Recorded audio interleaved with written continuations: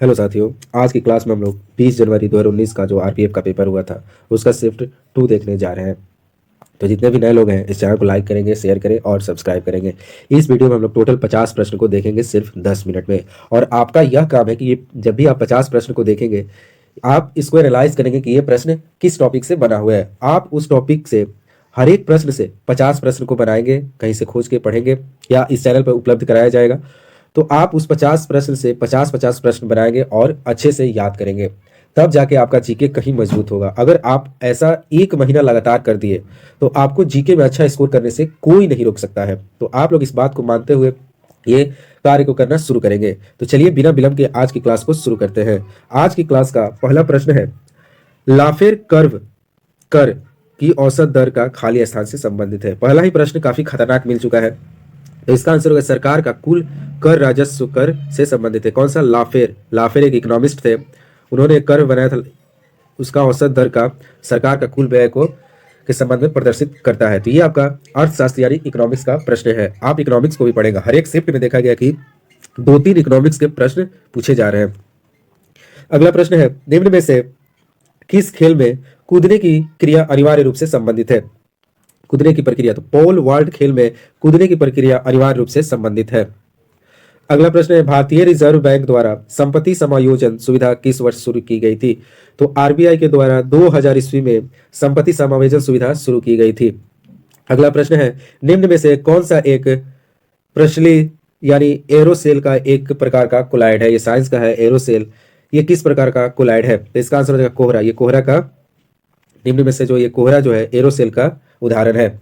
अगला प्रश्न है, महाभाष्य पुस्तक किसने लिखी है? तो महाभाष्य पुस्तक पतंजलि के द्वारा लिखी गई है। एक पिछले शिफ्ट में जो कि 8वां वीडियो था उसमें पूछा गया था कि पतंजलि की एक बुक का नाम पूछा था जो कि योग से संबंधित था।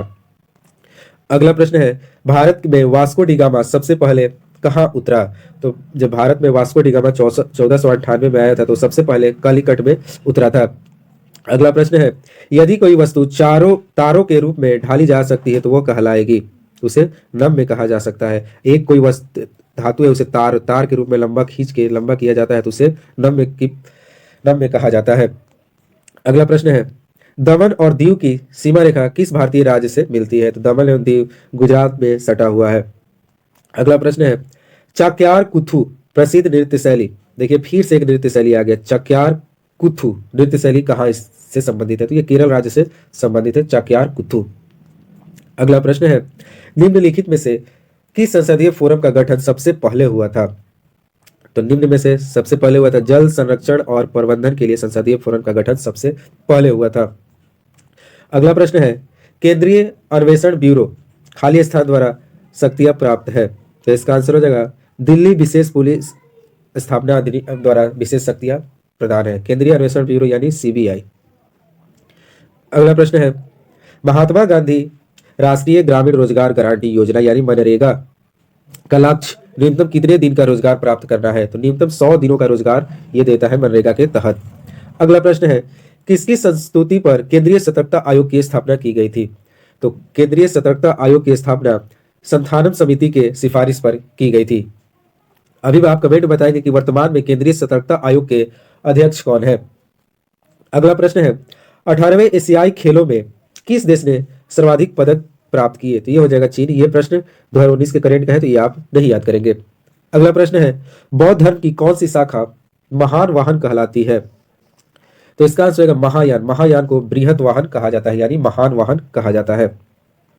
अगला प्रश्न है, महिलाओं में पाए जाने वाला लिंगी गुणसूत्र कौन सा है? तो महिलाओं में XX क्रोमोसोम पाया जाता है और पुरुषों में XY पाया जाता है। अगला प्रश्न है, केंद्रीय सतर्कता आयोग के सदस्यों का कार्यकाल कितना होता है? तो सीबीसी यानी केंद्रीय सतर्कता आयोग के सदस्यों का कार्यकाल 4 वर्ष का होता है। अगला प्रश्न है, मनुष्य का कान खाली स्थान की आवृत्ति की अधिक की ध्वनियां नहीं सुन सकता है? तो मनुष्य का कान जो है 20 किलोहर्ट्ज की जो इससे अधिक ध्वनि को नहीं सुन सकता है। अगला प्रश्न है, दांडिया रास निम्न में से किस राज्य का प्रसिद्ध लोक नृत्य है? तो दांडिया जो है गुजरात का प्रसिद्ध लोक नृत्य है। अगला प्रश्न है, राष्ट्रीय मानवाधिकार आयोग का अध्यक्ष कौन होता है? तो राष्ट्रीय मानवाधिकार आयोग का अध्यक्ष भारत का सेवानिवृत्त मुख्य न्यायाधीश होते हैं। अगला प्रश्न है, दिए गए विकल्पों में से कौन सी क्रिया जिम्नास्टिक्स से संबंधित नहीं है?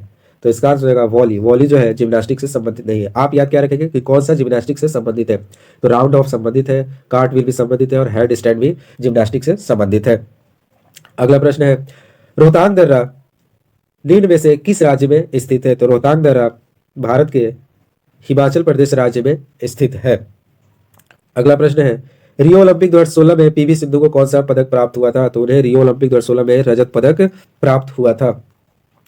अगला प्रश्न है निम्न में से किसके शासन के दौरान मुगल चित्रकला अपने चरम पर थी, तो इसका आंसर हो जाएगा जहांगीर। जहांगीर के शासनकाल में मुगल चित्रकला काफी प्रचलित हुई थी। अगला प्रश्न है माध्यम के तापमान को बढ़ाने पर ध्वनि की गति खाली स्थान जाती है, तो जब हम माध्यम का तापमान बढ़ाते हैं तो ध्वनि की गति बढ़ जाती है।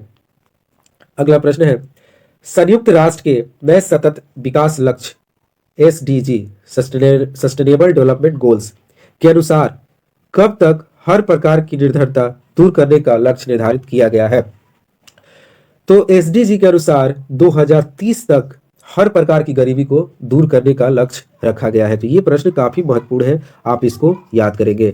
SDG के अनुसार 2030 तक हर प्रकार की गरीबी को दूर किया जाने का लक्ष्य लिया गया है।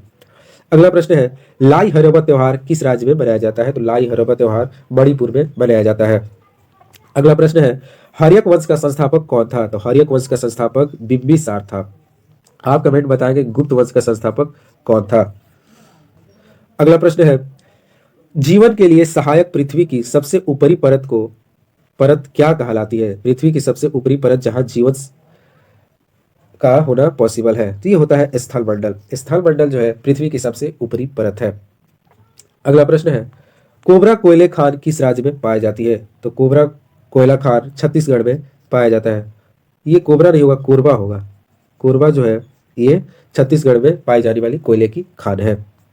अगला प्रश्न है भारत में खारे पानी की सबसे बड़ी झील कौन सी है, तो भारत में खारे पानी की सबसे बड़ी झील चिल्का झील है।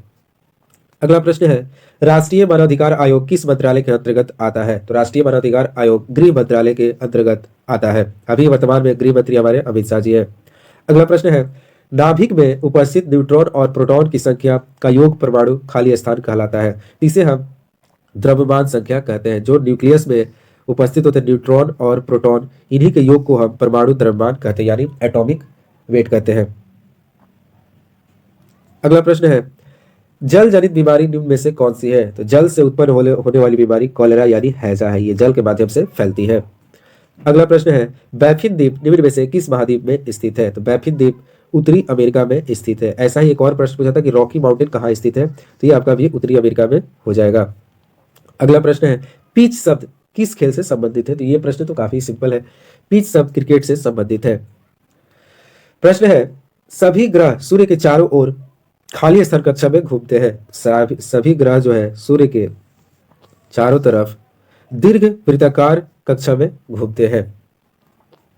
अगला प्रश्न है कोशिका के सूत्री विभाजन के पश्चात जनक कोशिका की तुलना में संतति कोशिका में खाली स्थान बचते हैं, तो ये बराबर। सेल यानी कोशिका से प्रश्न काफी पूछे जा रहे हैं, तो आप लोग कोशिका के चैप्टर को अच्छे से एक बार पढ़ लेंगे। अगला प्रश्न है मौजूदा सेवा को एक नई सेवा के रूप में फिर से लागू करने के लिए दिए गए अनुदान को कहा जाता है, तो इसे टोकन अनुदान कहा जाता है। मौजूदा सेवा को नए सेवा रूप में देने के लिए जो अनुदान दिया जाता है उसे टोकन अनुदान कहा जाता है। अगला प्रश्न है चित्तौड़ में विजय स्तंभ की स्थापना किसने कराया था, चित्तौड़ में जो विजय स्तंभ इसकी स्थापना किसने कराया था, इसकी स्थापना राणा कुंभा द्वारा कराई गई थी। अगला प्रश्न है भारत के राष्ट्रपति का कार्यकाल कितने समय का होता है, तो भारत के राष्ट्रपति का कार्यकाल 5 वर्षों का होता है। अगला प्रश्न है निम्न में से कौन सी पहाड़ी सतपुड़ा पर्वतमाला का भाग नहीं है, तो ये हो जाएगा नलमल्ला पहाड़ी जो है सतपुड़ा पर्वतमाला का भाग नहीं है, लेकिन बाकी महादेव पहाड़ी, राजपीपला पहाड़ी, मैकाल पहाड़ी ये सब सतपुड़ा पर्वतमाला का भाग है। अगला प्रश्न है बैलेंसिंग बीम का उपयोग निम्न में से किस खेल में होता है, बैलेंसिंग बीम, तो इसका आंसर हो जाएगा जिम्नास्टिक में इसका उपयोग किया जाता है। अगला प्रश्न है घर्षण बल किसी वस्तु की गति को विरोध करता है, घर्षण बल जो है गति को विरोध करके उसको कम कर देता है। अगला प्रश्न है राज्य मानवाधिकार आयोग के अध्यक्ष की नियुक्ति किसके द्वारा की जाती है, तो राज्य मानवाधिकार आयोग के अध्यक्ष की नियुक्ति राज्य के राज्यपाल द्वारा की जाती है। अगला प्रश्न है निम्न में से कौन सी नदी भारत का सबसे बड़ा डेल्टा बनाती है? तो भारत का सबसे बड़ा डेल्टा गंगा नदी द्वारा बनाया जाता है। अगला प्रश्न है, निम्न में से कौन सा शास्त्रीय नृत्य हिंदुस्तानी संगीत पर आधारित है? हिंदुस्तानी संगीत पर आधारित, तो इसका आंसर हो जाएगा कथक। कथक जो है हिंदुस्तानी संगीत पर आधारित है। अगला प्रश्न है, 10वां सिख गुरु कौन थे? तो गुरु गोविंद सिंह जो थे 10वां सिख गुरु थे, इनका जन्म पटना में हुआ था। अगला प्रश्न है, कराधान का निपटान करने वाले वित्त विधेयक के संबंध में संसद के किस सदन में एक विधेयक पेश किया जा सकता है? तो यह होता है लोकसभा। लोकसभा में यह विधेयक पेश किया जा सकता है, किसके लिए? काराधन को निपटान के लिए। अगला प्रश्न है जो कि आज की क्लास का लास्ट प्रश्न है, अंत्योदय अन्न योजना का लक्षित समूह निम्न में से कौन सा है? तो अंत्योदय योजना का लक्षित समूह है सबसे गरीब तबका, सबसे गरीब लोगों का समूह इसका मुख्य टारगेट है। तो आज हमारी क्लास यही समाप्त हुई। जितने भी लोगों को ये वीडियो पसंद हुआ है लाइक करें, शेयर करें और इस चैनल को सब्सक्राइब करके। तब तक के लिए दीजिए, मिलते हैं वीडियो के साथ। जय हिंद, जय भारत।